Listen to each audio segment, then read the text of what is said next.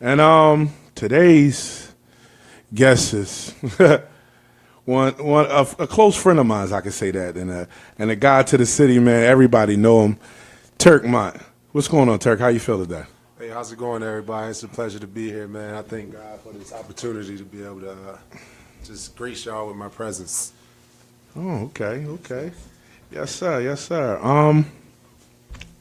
So you on? Okay. Today, we got a couple questions we want to ask you. You know what I mean? Some things that we just want to find out about you, see what's going on with you, man, because you're a legend in the city. Hey, world. Here's my beautiful host. The Hoff. What's going on, Hoff? Yeah, we live. How you doing, Hoff? I'm good. Got stuck LaSalle in a little finest. traffic. It's all right, LaSalle. Don't start. It's out in the building. Absolutely. So what I missed? Fill me in. We just started. We on. We started. We waiting. We just introduced the guy of the hour. You know what I mean? Okay. All right. Hey. You ready, Car? We here. We live. I'm ready. So tell me a little bit about yourself. I heard you say, LaSalle in the building. So fill me in what you did at, your college level. I went to LaSalle University. They were one of the first schools to recruit me as a sophomore. And I didn't even know I had a chance to play basketball at a collegiate level. I mean, it was funny because when I told my mom that I was being offered a scholarship, she was like, "Boy, you lying. You selling them drugs again. Ain't nobody giving you no money to play no ball. You ain't that good." And I was like, "No, Mom, I got a chance to go to LaSalle. They can pay for everything." So I went there, and I was there about 2 years, and I wasn't really ready for the college life. Mm-hmm. The poverty-stricken neighborhoods, they don't prepare young black men for college. Absolutely. So I went there with my hood mentality, thinking that I was going to be successful, and I was totally wrong. I was stealing, I was talking back to the coaches, and I was just totally negative. And it wasn't a good fit, and I ended up having to transfer, and I transferred to a more urban community at Coppin State College and at the MEAC, and I just did that being impulsive and illogical, like most young black men are. Right. We were at a basketball tournament, and they said, "You can't play because you're not in the school right now." And I said, "Yes, I am. I go to Coppin State." I saw the coach in the corner. I was like, "Go to Coppin State." And the coach was like, "Yeah, he does." And they let me play. And then afterwards, he was like, "So you thinking about coming to Coppin?" I was like, "Nah, I ain't going to Coppin. I'm too good for Coppin. I'm going to." He was like, he broke it down to me, and he showed me how he would help me be a professional, be a better man, be a better student. And I was like, this might be the best fit. I mean, it's not always about going to the big pond. It's about bringing the people to you. And he said, you have the talent to bring those NBA scouts to our gym. So I went to Coppin, and those guys helped me out. Nate Blackwell, Fang Mitchell, big shout out, salute to those guys for being more than college coaches, being men to me, teaching me about life and relationships and the professional world. Right. That's actually pretty dope, especially at, your, I don't want to say age, 'cause not too much older than I am, but however, at that chapter in your life, that's really not spoken about. Nowadays, it's just, they're latching on to these young kids. Right. That's their way out. Instead of schooling them, putting them as that little story you shared with me about your coach. Right. That's not heard of, It's just what you can do for me, as far, even at the college level, when you look at it, coaches, if they don't take an interest in you, they're only looking at what you can bring and which is your talent. So right. It's not exactly. it's not a give, it's a give and take. It's a two-way street. Exactly. You at that level, especially 18 years old, going into college. You don't, like you said, you don't have no one to show you those roads to go down and make the best decisions. It's all Absolutely. about your talent, your basketball. What can you bring to the table as far as that when it's overall a bigger picture? Basketball definitely shows a lot, especially discipline. It brings character. And, it helps you in the long run in life, and not a lot of people are aware of that. And I feel as though the young kids mostly are not aware of that, because if you haven't lived it, then they don't see it, and not a lot of people speak about that, Right, the positivity that comes from basketball. So I know you say you went to LaSalle and then you went to Coppin. So what happened as far as LaSalle? What made you leave there? I wasn't ready for dealing with that many different elements of being a young man at that time. Being responsible with school, handling relationships, being a superstar, dealing with peer pressure of not having the nicest shoes or the nicest clothes. I wasn't mature enough to handle all of those things at once.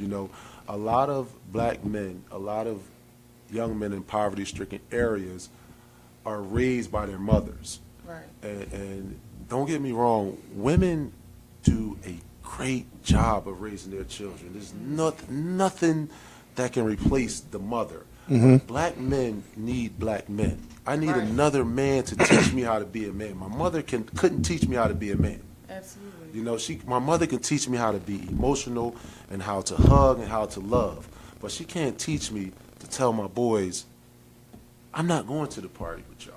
I'm going to do my schoolwork. She can't teach me how to toughen up when I really want to cry. Right. And most of the youth are subjected to that. So Absolutely. I wasn't ready to deal with those things on a mature level, and I needed a black man that came from where I came from, that understood what I went through, so he can see me as not an asshole, but a bundle of talent that needs love. Right. And at Coppin State with Fang Mitchell, with Coach Nate Blackwell, with Derek Brown, with even Coach John Chaney. I used to come on in the summers and Coach John Chaney would curse me out. He wouldn't call me asshole. He would say, "You full of crap. You can go harder than that." Right. And I didn't take it as being derogatory. I took it as he loved me. Right. Claude Gross and T. Shields, they loved us. They didn't just call us names and tell us we weren't nothing and the only way we getting out of sports. He said, if you don't do it, I'm going to kick your tail. And you can go get your mom and you go get your dad, and I'm going to whoop their butt too. And that's, it was kind of funny. Like, you ain't going to touch my mom, you ain't going to touch my dad. But I get where you're coming from. Right. You know what I mean? It was like love, you know what I mean? And most students, they need that type of love. Right. Absolutely. So basically, to sum it all up, I had to leave Coppin because at that stage of my life, I just wasn't mature enough to handle the pressures that were coming along with being a student athlete, a black student athlete on a predominantly white campus. Right. I'm very outspoken and I have questions. I have questions like, why we got to do this? Why we have to do it at this time? If the NCAA says we're only supposed to practice 5 hours, why are we practicing 6 hours? I had questions. I wasn't just going to sit and go with the flow, you know what I mean? And the way this world is, if you're a minority, you're not supposed to ask questions. Right. Money, you do what you're supposed to do, and that's it. And you'd be lucky that you got a scholarship. Absolutely. Speaking of T. Shields, just spoke about him last week on the show. Yeah. Raph was here. I knew Raph, not even through his own game and what he was doing because I was so young. I wasn't up to speed, but he used to be my counselor at Suey Sisman. Oh wow! And T. Shields ran that. Jay was there. A lot of people that you mentioned, was there and helped kickstart that off. And I think that camp was really, really good. That's how I met a lot of Philly basketball players that I didn't know about. I went to Catholic school all my life. I don't know nothing about the pub except when I played the pub and did my thing. That's the only time I heard about the pub. And then once going to high school, branching out and things like that. no, it was a good experience. You know, I got to meet Raph, and I got to actually build a relationship with T. To this day, I still see him go to LaSalle games. He's there. Yeah. You know, so it's a nice thing. Also, what colleges were looking at you once you know did your thing in high school? What type colleges did you have interested in? Fresh out of Glen Mills. We still have them in my sister's basement. In my sister's With basement, all the letters? I had 298 Division I scholarship offers out of, at that time, probably 310 schools. I didn't have the Dukes and the Kentuckys, but everyone else under the sun, Maryland, Michigan, Missouri, Michigan State, Villanova, every last one were like, we think you're academically inclined enough, and we think you're talented enough to come to our school. You know, so I had 298. We have all the letters in crates stacked up that can fill a 10 by 10 square foot wall. So who was the people that helped you make the decision to go to choose your college? At that time, it was my coaches from Glen Mills. Okay. So it was pretty much what we got going on now. You know, these guys don't know anything about college. Young guys coming out don't know anything about college.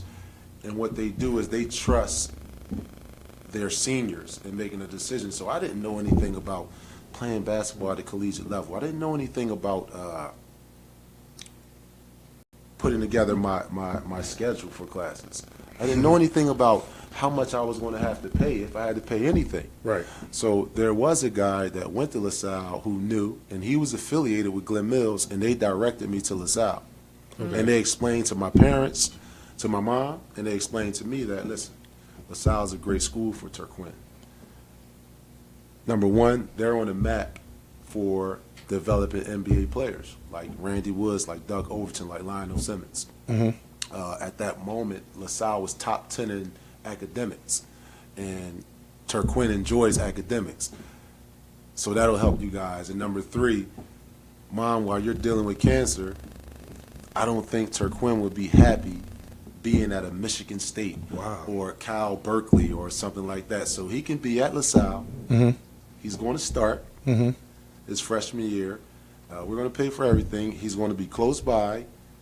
It's an academically inclined school.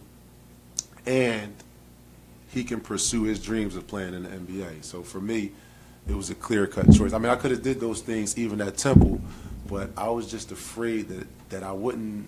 I didn't have the discipline to deal with John Chaney's 6 a.m. practices. You know, so I was like, I don't think I can get up at 5 a.m. But then I went to Coppin State and I was getting up at 4 a.m. So I should have just went to Temple.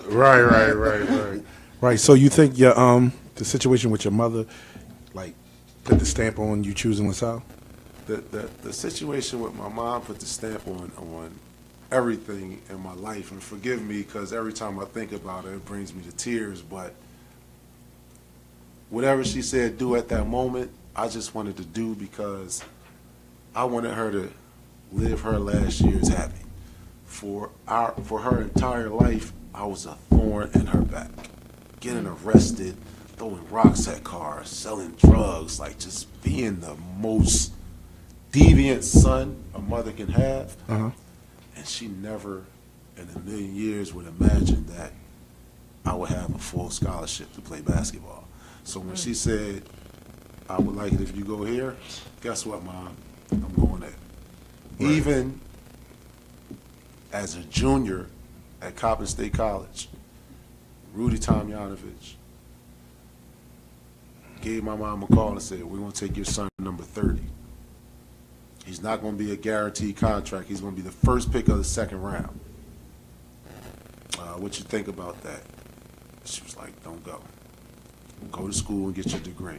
I said, Mom, if I go to the Houston Rockets and they pay me $375,000, there's nothing this degree is going to do for me that's going to get me $375,000 right. while I'm 22. Right. I can get this $375,000. I Uh-huh. can get you the best cancer treatment ever, Right. Right. and we'll see where it goes from there. She was like, I can get my degree later. She was like, son, I knew you ain't going back to get that degree. Finish it now, and if they really want you, they'll be there next year. Wow. So I went back to school. Wow. Arrogant. Oh, it's signed. It's over. It's done. They came to my house. I'm getting drafted. It's over. Yeah, come here. We having a party. I ain't doing no homework. I'm drafted. I don't feel like playing. Don't work like that, son. Got to put in the same work that you put in to get us here. You know what I mean? Wow. So now I actually digressed as a player. I went backwards as a player because of my cockiness. Okay. Because of that lack of a male role model. You know what I mean? But to answer your question, whatever my mom said at that moment, it was going to be done.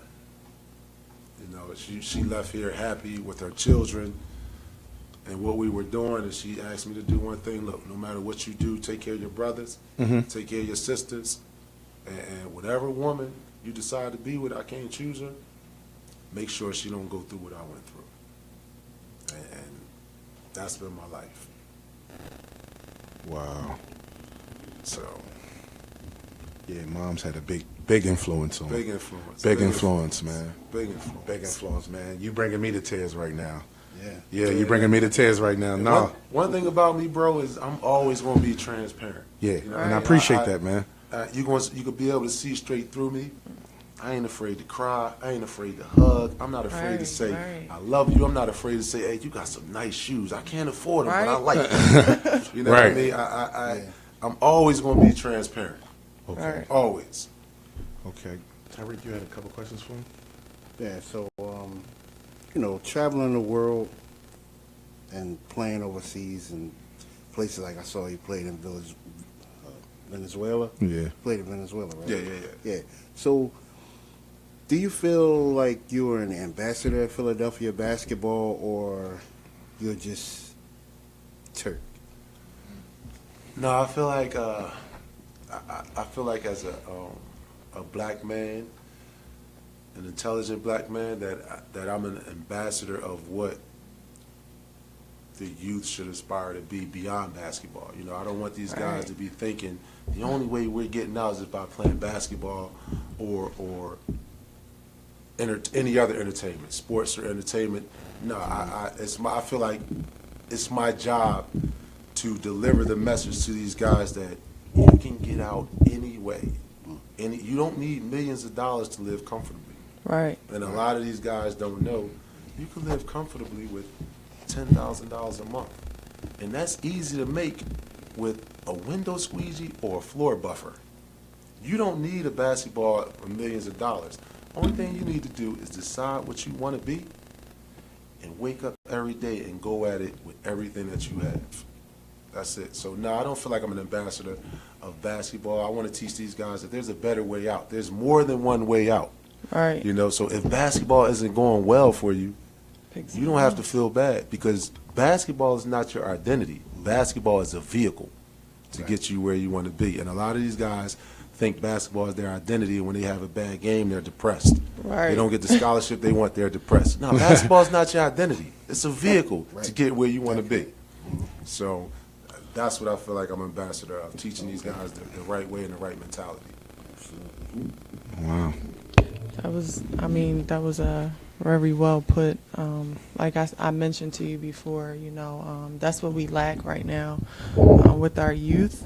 And I think that's very important. I didn't have that when I was growing up, somebody I can look up to but my family. And I thank God every day that I have, my family, I have my mom and my dad, I have siblings. I'm the youngest of 7.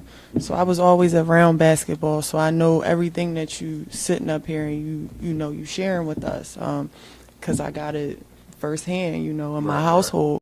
And I definitely can relate, my being the youngest of 7 and, basketball basically being that vehicle for all of us, all my siblings played.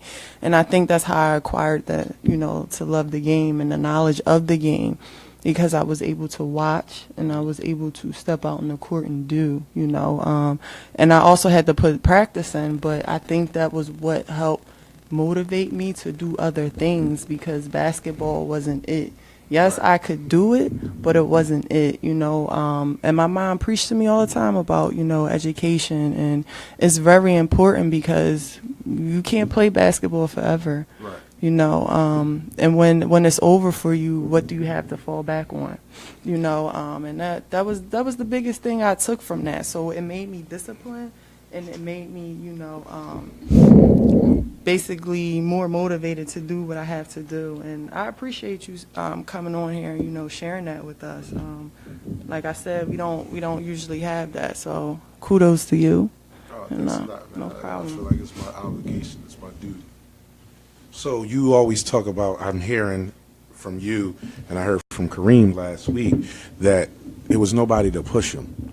There was nobody to guide him in certain situations.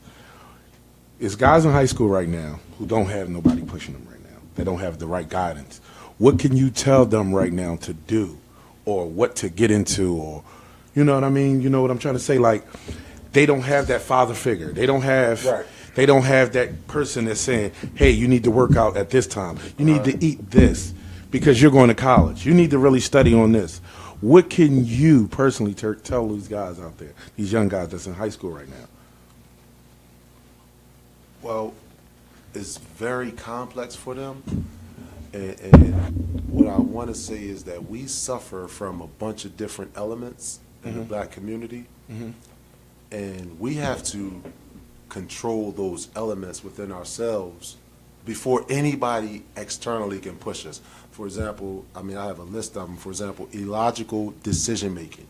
You know, that's making decisions without sense or clear reasoning. Okay. You know, so no matter what I tell this kid, right, he might still say, "No, my mom's sick. I'm going home. I'm going home and forget being in school, or forget this. I'm going to sell drugs." He's lacking clear reasoning and intelligence. So no matter what I give him, he's not going to take it. Or another thing that we lack in the black community is we're emotionally disturbed. Wow. And what I mean by that is we grew up with so many different things that were missing.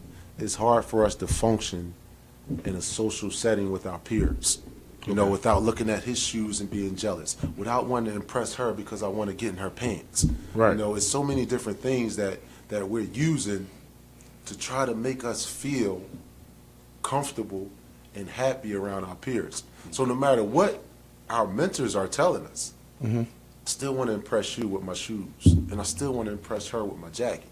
You know, so what I can tell them, the youth, is you got to get a hold of yourself first, and that way you can receive what the mentors and older people are telling you.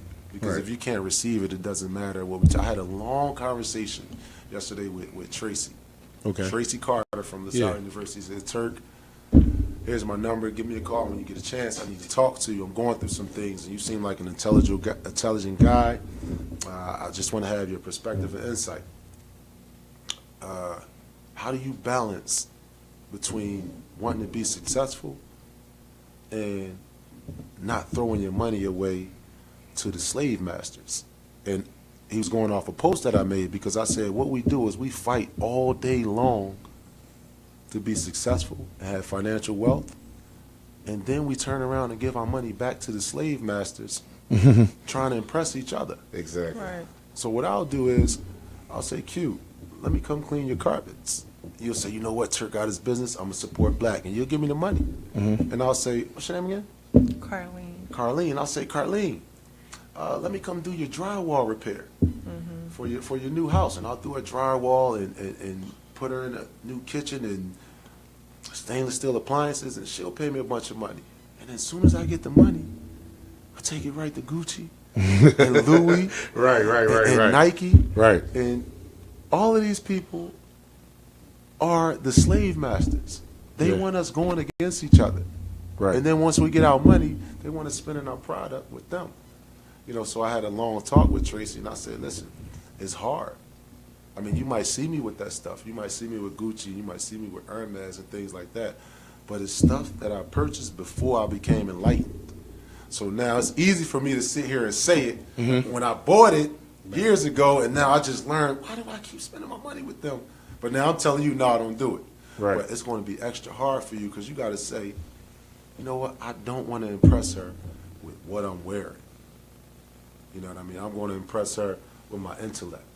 I'm going to impress her by telling her we're going to build something together, or telling him we're going to build something together, and then we're going to start our own sneaker company. We're going to start our own pocketbook company. We're going to, you know what I mean? Right. And that's how we build each other. Because right now, we got about, I'm going to say 6,000 people in Libya.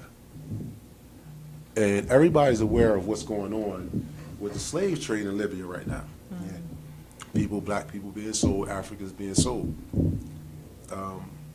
If every slave, if 6,000 slaves, if those 6,000 slaves were purchased, it would cost a total of $2.4 billion. Just $2.4 billion, that's it. Nike made $33 billion last year. Louis Vuitton made $28 billion. Michael Jordan brand, not Michael Jordan, but his brand made $3.4 billion. Timberland made probably 12 to 15 billion. These are all big name companies that aren't stepping in and saying, let's end the slave trade. Why not? Because they need those slaves to make their product. You know, so I got to keep that in mind every time I go to buy a pair of Nikes. Oh, wow. Phil Knight didn't step in and help all these black people. Nah. And guess who's buying all the Nikes? Black folk. Guess who's buying all the Gucci? Guess who's buying all the Louis Vuitton? Right. We are. But they're not stepping in to help us. Right. So I got to think about that every time I go to the store and I decide I want to purchase something. Right. Because they got the money to do something. They're not doing nothing. Right. You know, I'm not a big fan of Michael Jordan. And one of the reasons I'm not a big fan of Michael Jordan. Yeah, please tell me this. Please tell me why you're not a fan of Michael Jordan. He own prisons and things like that. He owns prisons, but, I mean, as a player, I was a big fan. I admire his style and his tenacity. Right. But as a professional, on the business side, when things are going wrong, he doesn't step up, and he doesn't voice his opinion, and he doesn't fight for us. And the reason he doesn't fight for us is because he's enslaved as well.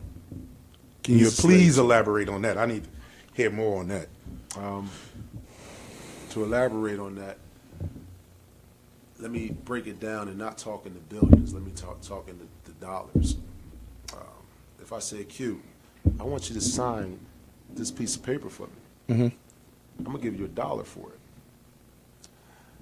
And when you sign that piece of paper, I'm going to use it to destroy your family, your cousins, your brothers, your friends, the people on your block. And you sign it for $1. And I turn around and I sell it for $35. If I do that 100 times, I'm going to make $3,500.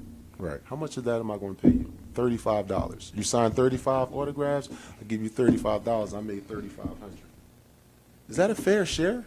I make $3,500, and Yeah, you get $35, and I'm enslaving your people. Michael Jordan made $100 million from Nike. They made $3.4 billion from him. We fighting each other over his shoes. We're killing each other over his shoes. We're waiting in line. We're paying $400 or $500. We're paying 200% more than what they're worth. To impress who? Each other. And he's not doing anything about it. Long as he has his $100 million and his family is comfortable and he get that check every year or every 7 years, he's okay with it. He doesn't care what we're doing to get his product. Right. They will never let a person like me have my own shoe. They won't let Stephon Marbury have his own shoe. Right. They won't let Mahmoud Abdul-Rauf have his own shoe. They Right. won't let Colin Kaepernick have his own shoe. They won't let Kareem outspoken. Abdul-Jabbar have his own shoe because they Right. will stand up and they will fight for us. Right. So that's the reason why Kevin Garnett left Nike? Because of that same reason? I can't say that. I'm not really sure. I don't have any intel or any experience or data. Because it was so something of that matter. And then he went to N1, right? Yeah. And then he went to N1, and then his sneakers was supposed to be $70, and they went up to $120. Yeah, I believe so. Yeah, know they that, supposed to. but, Yeah, because it was something that mattered. You That won't catch me in Michael Jordan's. You won't catch me in Timberland. I mean, it's a lot of things. I'm just against it, just because of their stand and when they're able to help out people and they don't. But you know what? If I'm walking down the street and a woman is getting raped, and I walk by and I say it's none of my business, and I keep walking, I'm gonna be arrested because I didn't stop the crime and I didn't report it. So, on one hand, I'm gonna be arrested, but if you're making us $3.5 billion and you don't step up and say anything, right. that's okay. Right. Okay. That's okay. Right. But if you witness a robbery Mm-hmm. and you don't tell what happened, Mm-hmm. forget what the community is going to say. We labeled it as a snitch. But the United States government is going to say, you're a criminal too. You didn't stop it. You didn't call us. Right. You know what I mean? But what they're doing at the level that they're doing it at is legitimate. Mm-hmm. You know? And for me, I have a different aspect on what they say is crime. I try to follow the rules and follow the laws, but in the back of my head, even slavery was illegal at one time.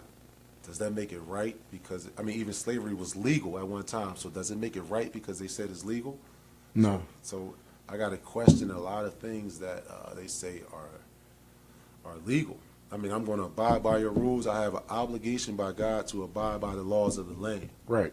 You know what I mean? Uh-huh. But I still have the right and ability to question those laws. You know, and right now I can't grasp the Michael Jordan that won't stand up and say, you know what? I don't want my community fighting for my shoes. I don't want you selling my shoes $200 over the price. I don't want my people waiting in line fighting for these shoes. You know what? Make enough for all of them. Right. No, they're going to make one. The Yeah. blue ones. The blue ones. Wait in line for the blue ones. Next month, the red ones. Wait in line for the red ones. Right. It's definitely terrible. And when I walk past and I look at these lines, I just see my partners. Right. Right. You know, I just see my brothers. I just see people like me. Exactly. You know what I mean? I just see minorities doing it, and it just makes me shake my head and say I don't want to demonstrate that. And it's like, you know, he like putting out sneakers that 10 years ago they was $90. Right. Now it's the same sneaker. It's $300, Right. and it's only out for a week, and then you can't find them nowhere. Then it's sold on eBay for $740 because it's called Definitely exclusive. ridiculous now. It's And definitely. it's not Mike. Mike Right, just right. signed the slave contract. Right. We're going to give you $100 million if you let us do that. He could have said, no, I'm not doing it. I'm doing it my way. Right. You know what I mean? But of course, they're going to take his $100 million. Right. You know what I mean? So Right. Yeah. Absolutely. I mean, you definitely have. I can see that you're very intelligent. You have a lot of knowledge. And I like to say that you're very woke, like meaning you know what's going on in the world, because a lot of people don't. right. You know, they just out here living. You know, with no purpose and no understanding of what They're life alive. is. Right. I like to say they're alive. I don't think. There you go. Not There you living, you're go. Just alive. There you Because go. You're alive don't mean you're living. Right, Wow. absolutely. I can agree with that. And it's like I said before, this is what we need. You know, people are not aware and they're not awoke. You know, because if they were, they would, you know, behave differently. They would move differently. They would speak differently. However, you know, I think it needs to be more people like that.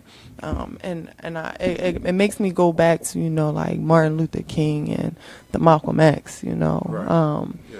you know, they died because they were woke and they Right. spoke up on what they seen and, you know, their perspective of things. And, you know, that's very rare. And I think a lot of the times we don't have that now is because of those incidents that occurred, you know. Right. Right. It made people shy away to even sharing their knowledge, that what they know. You understand what I'm saying? Yeah. You know, so I mean, it's a relief. It's nice to see somebody else that is on that level and that is aware of what is going on, you know, because we don't speak about that anymore. You Right. know, we tend to fall into the trap of what they allow us to do and what we see, you know. And like you said, that's not even on the news, the things that are happening in Libya. Like, Right. it's not, I found out, you know, you hear about it on social media, Mm-hmm. you know, the outlet to a lot of things nowadays, but it's not on the news. No, it's not on the news. How ironic, you know. So I definitely appreciate you, you know, coming on here, you know, sharing that and speaking out and letting us know that there's nothing wrong with that and to be who you are, you know. You don't have to fit in with everybody else. It's fine to be unique in who you are. So Absolutely. definitely appreciate that. Hey, we're going to take a small break, pay these bills, and we'll get back here with Terquin Mott. All right. Ooh. Yeah, bro.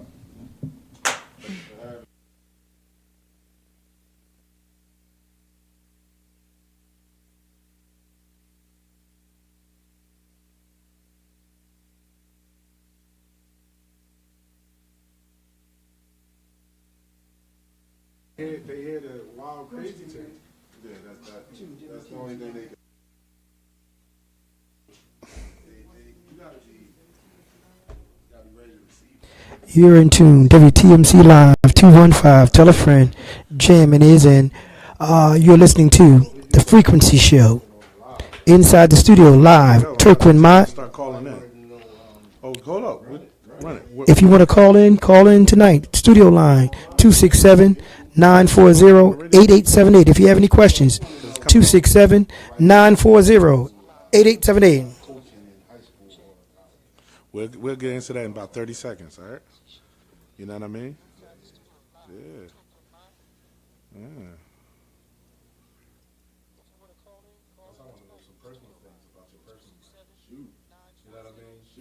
I know you're a great parent. You're a great father, too. That's what I got to get him because I love great fathers, man. 267-940-8878. Hey, we're back here with the Frequency Show. I'm Q Wally. This is the Freak. That's the Hoff. Hey, now. This is Turk. What's going on? Hey, Freak, you got a question for him from the live? Yeah, Terry. We had a question from the live. Snick SP 22nd. He was asking why didn't you ever go into coaching on a high school or college level? I didn't get into coaching at the high school level or collegiate level because I was caught up in being a professional basketball player. And what I mean by caught up is when you first enter the professional realm, they dump a crap load of money on you that you're not ready for. My first contract, I probably was 22 years old, was $180,000. And they gave me at 22 years old, they signed a check for me. It was $100,000, and the next day I had $100,000 in my bank account. I didn't even go to Spain.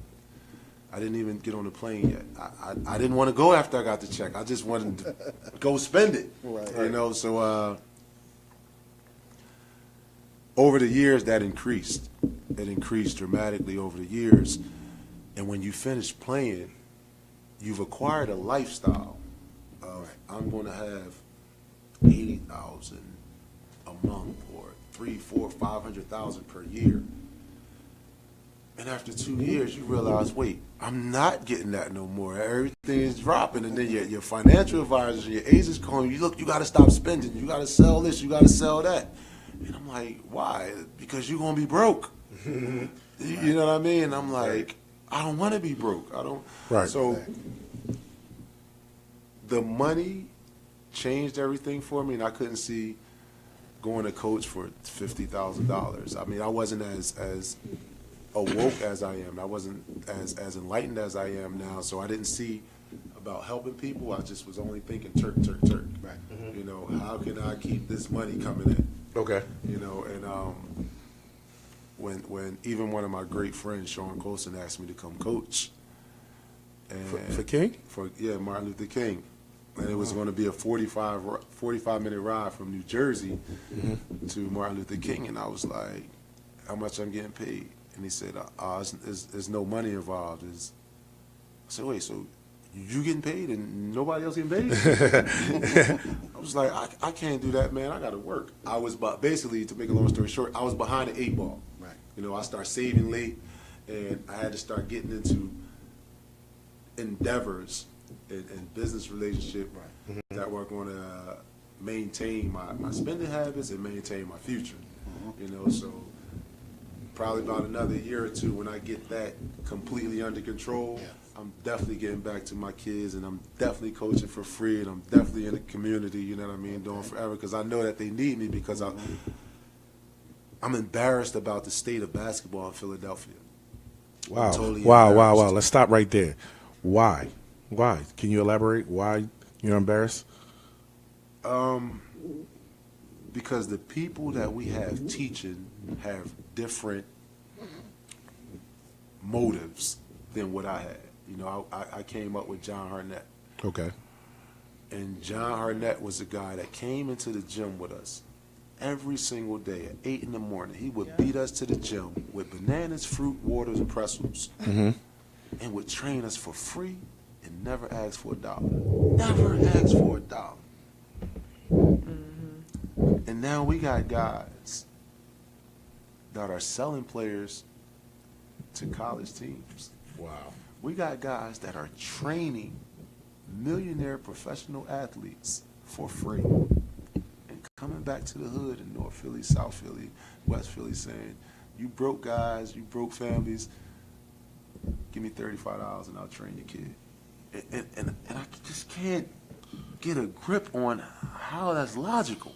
Somebody gave you the game for free, Right. and now you're going to train the millionaires for free, Right. and then you're going to charge the kids that don't got the money. I gotta. That's why I got to get back. That's why I have to get back, because I mean, what I have to give is plentiful. It's plentiful, and it's for free. Wow. It's for free. Somebody gave it to me for free. Pat Riley gave it to me for free. Rick Pitino gave it to me for free. Tom Mann, John Chaney, Claude Gross, T. Shields. I can go down the list. They all gave it to me for free. Who am I to charge somebody? Right. Wow. A lot. If you ever seen Turk play as a basketball player, a lot of it came from, I mean, all of those people that I named. But in one summer, Pat Riley said, "Kids, you got talent. Come here, stay with me for 2 months." It was during the lockout. He said, "Stay with me for 2 months. I'm gonna teach you some things." And he taught me more than I've ever learned. Joe Bryant in one summer taught me more than I'm not. A lot of you guys impressed with Kobe. Right. I'm not impressed with Kobe because I know his dad, Wow. and I know what Coach Jelly Bean was teaching us. And Right. when I watch Kobe play, that's what Jelly Bean was teaching us, man, all those years in school. Right.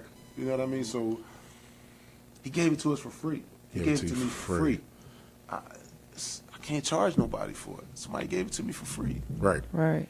So I plan on getting back to college basketball, to high school basketball, because I know these kids need me. You know, the NBA, you got guys like the Twins hitting me up. Hey, Turk, I need you to work out, man. I need you to show me that stuff that you got. You know what I mean? You got college guys hitting me, Turk, I need you to show me that footwork. I need you to show me like how you maneuver like that at 6'8", 250 pounds. I need help. Right. You know what I mean? So Right. I definitely got to get back. So you're going to start a camp for these guys, or for these young guys around? You're going to start a camp maybe next summer or something like that? I don't know if it's going to be a camp or a clinic, or I don't know the exact way to go about it, to have it done, but I'm definitely going to be in the mix. I'm definitely going to be in the mix. You hear that, guys? He's definitely in the mix. Definitely going to be in the mix. Yeah. We got new facilities around Philadelphia because our mayor's changing Philadelphia, and it's going to be a lot of facilities for you to do it. So, you know what I mean? I'm saying if you want to do it, get in contact with me. We'll make it happen. I'm definitely going to do it. That's one of the things I know my mom will be promoting. You know what Exactly. I mean? So it's coming from her. You know Right. I mean? Teach people what you was taught.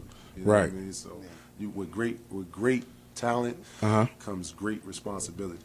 You know what I mean? So Two-part question, Turk. What can Turk of today say to Turk that was at Glen Mills about to graduate, leave Glen Mills, and what can Turk of today say to Turk that was at Coppin State? What would I say to my younger self? Yes. What advice would you give him? What could you say to him? Anything.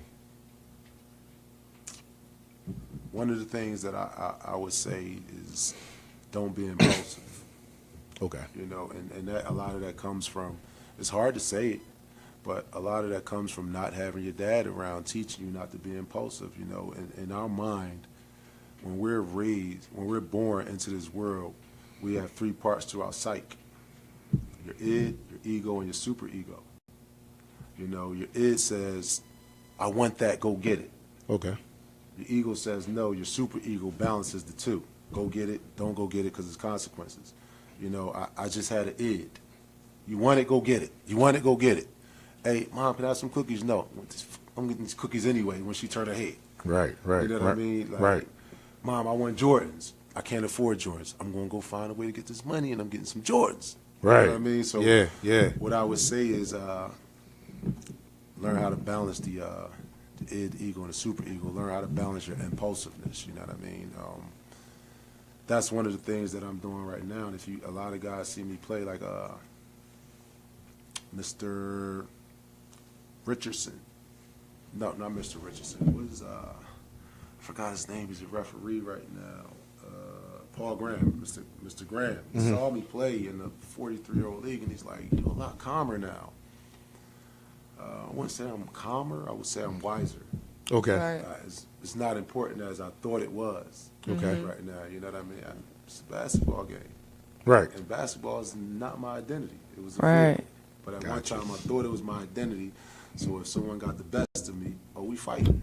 Nah, it's not my identity. Sidebar. I heard rumors about you and Paul Pierce. Are they true? No, I never had no problem with Paul Pierce. You know, it was rumors out there. You know, y'all had a little beef and you settled it. No, I never had problems with Paul Pierce. I had problems with Twan Walker and Kevin Garnett, but not Paul Pierce. Why Twan Walker? What was the problem with Twan Walker? Twan Walker was the big dog when I went to Boston. Right. He left early, so he was there Mm-hmm. while I was still in college. But even while I was in college, I didn't have respect for those guys. I'm just as good as y'all. Okay. You know what I mean? So when we got to camp, I'm just as good as you. Like, I'm not backing down. And if Oh, the you- Philly mentality came Yeah, out. if you want to take it somewhere else after that, we can go there. And then Coach Patino came in and said, sit down. I sat down. He said, so what's your story? I said, what you mean? He said, I never heard of you. You're undrafted, Mm-hmm. and you come here and you destroy my top guys, all-stars. I said, it got to be a story with you. How you go undrafted? And I was like, I don't know. I got a temper problem. You know, I'm liable to lose it if somebody say the wrong thing to me. Right. And he was like, no, that's not it. I can't see nobody not taking a chance on you because of that. And then I was like, nah. He was like, all right, we're going to stay in touch. We want you to come back up in about 2 weeks and start looking for a residence for you and your family. And I was like, oh, all right, cool. And Bruce Bowen said, you getting signed. I was like, everybody gets signed for vet camp. And he was like, no, you getting signed. Like, when they tell you that, they signing you for the year. I was like, oh, all right. So I come back to Philly, my Boston gear on, my socks and everything. Right. In 2 days, I get a call from my agent. So I said, what? What's going on? Why would you lie to Rick Pitino? I said, I didn't lie to Rick Pitino. What are you talking about?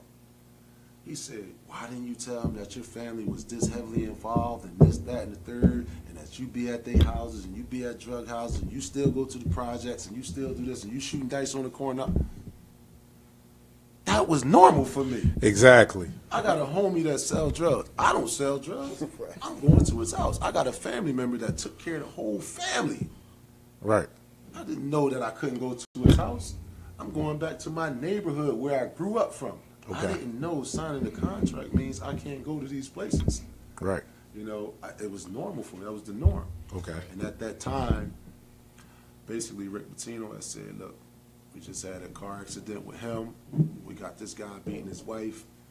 We can't take a chance with another head case right now. Wow. So we have to go a different route. You know what I mean? But I didn't know that I should stay away from where I came from. Right. You know what I mean? I thought it was unfair. I'm not involved in it, but from a business perspective, if they run in that house, You involved. everybody that's in that house is not going to make the headlines. Boston Celtics Terquin Mott was caught in the house with 150 kilos.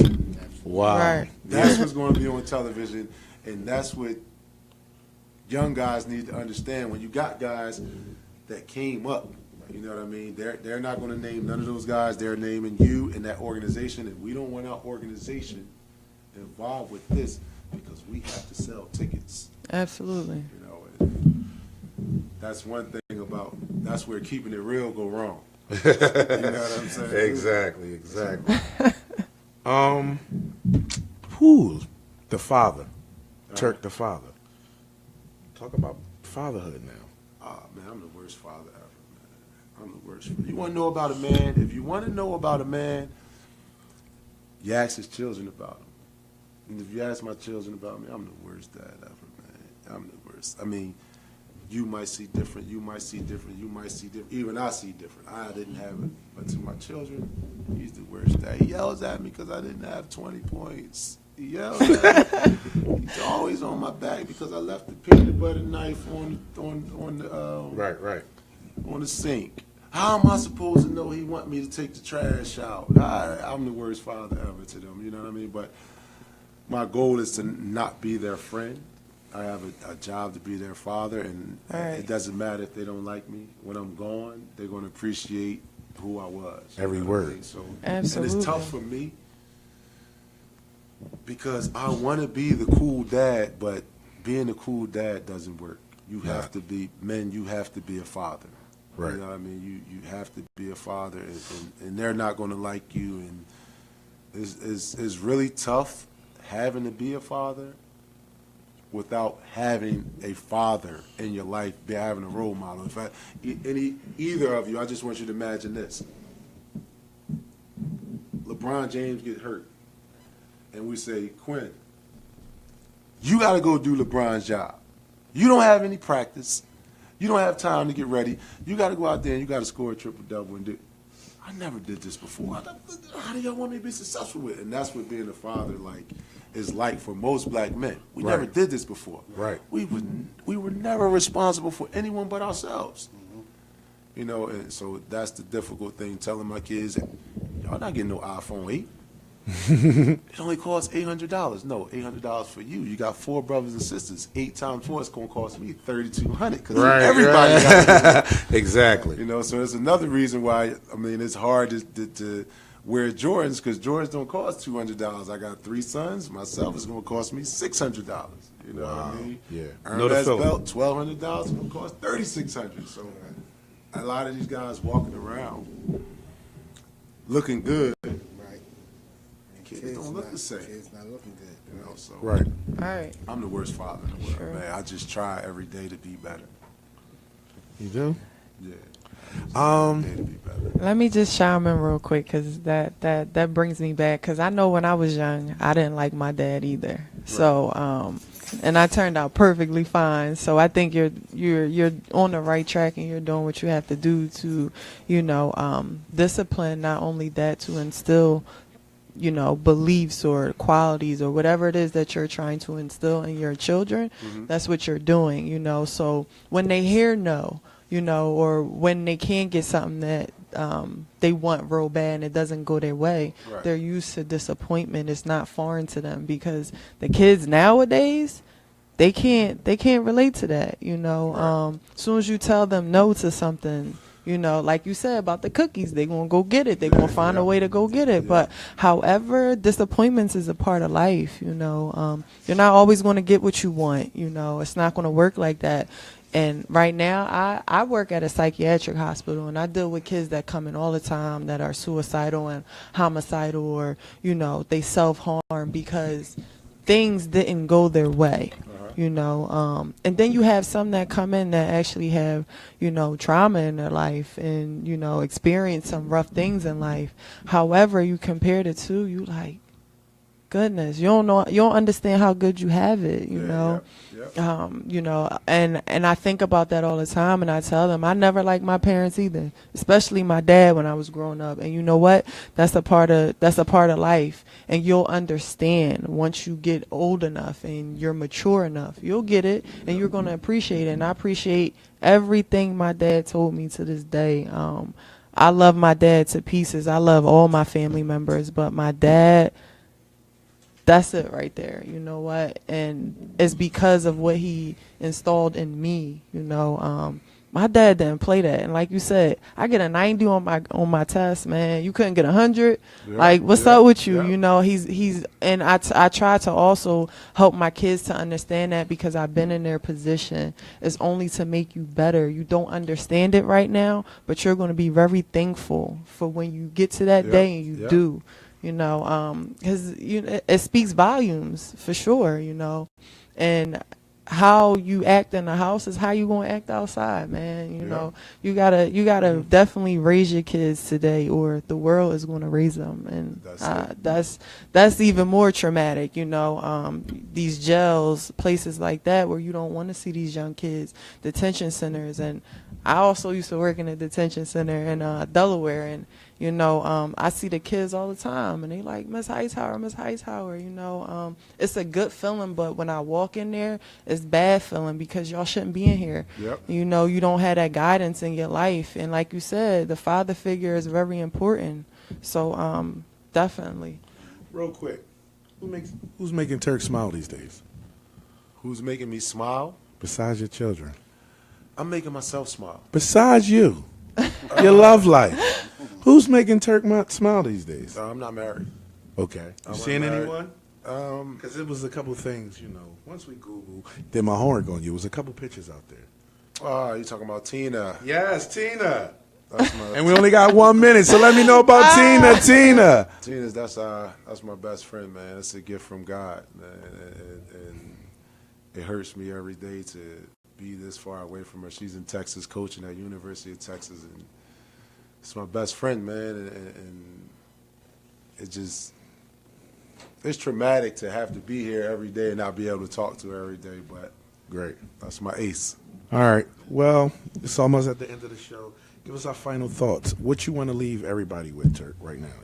Your favorite word, your favorite slogan. What you want everybody to leave with? I just want everyone to have a goal. Mm-hmm. Look yourself in the mirror Mm-hmm. when you wake up in the morning Uh-huh.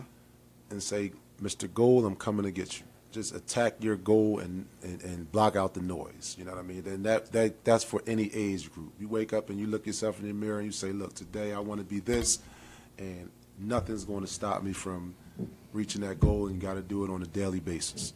Exactly. Well, this is our show today, the Frequency Show. Oh, man, it was a great show today with Turk Mott. I'm Q Wally. That's the Freak. That's the Hoff. And that's the Frequency Show. Hey, thanks Thank for you. having me. Thank man. you. Anytime. Real quick, who better? Sad Eye Red. At what? Basketball. Game. Where? Anywhere. Can't say anywhere. Why, you saying 16 Susquehanna with sad eyes? Yeah. You can't say anywhere. You I gotta want say to know anywhere because we don't want to talk about these ghosts. Sad I wouldn't get a call at that Tasker Street. So you can't say that's the same thing with who's better, LeBron or Kobe? yeah, like I need answers. you asking the wrong person because I don't really judge other men. You know what I mean? Like so I can't really say he's better or he's better. Uh-huh. They're both great talents, phenomenal talents. You know what I mean? So you have to say in what era, like Kareem now versus Sad now, or Kareem at his prime versus Sad at his prime. Or, Sad prime, Kareem prime. Ben Franklin finest versus Southern finest. I'm not old enough to know. I don't know Sad at his prime. I just know Rab at his prime, and he was a phenomenal force. Exactly. You know what I mean? Rab is I've never seen we've never seen anything like Curry. We've never seen anything like LeBron. I've never seen anything like Kareem Towns. I've never seen anything like, I've been around the world. I've been to over 30 countries. I've never seen anything like Kareem Towns. Like somebody that humble, that nonchalant, Right. that will give you 50 and don't smile and don't say nothing to you. I've never seen that. Guys that score 50, they're talking trash in your face. Right. Or they're working hard every day. Right. The most laid back 50 you're going to ever get in your life. I've never seen it. I've never seen it. Won't break a sweat. You know, most guys' hair be messed up. His waves gonna still be flowing. The smoothest dude that I ever saw, man. Like, Right. The smoothest dude I ever saw. Yeah. That's what's up. Man.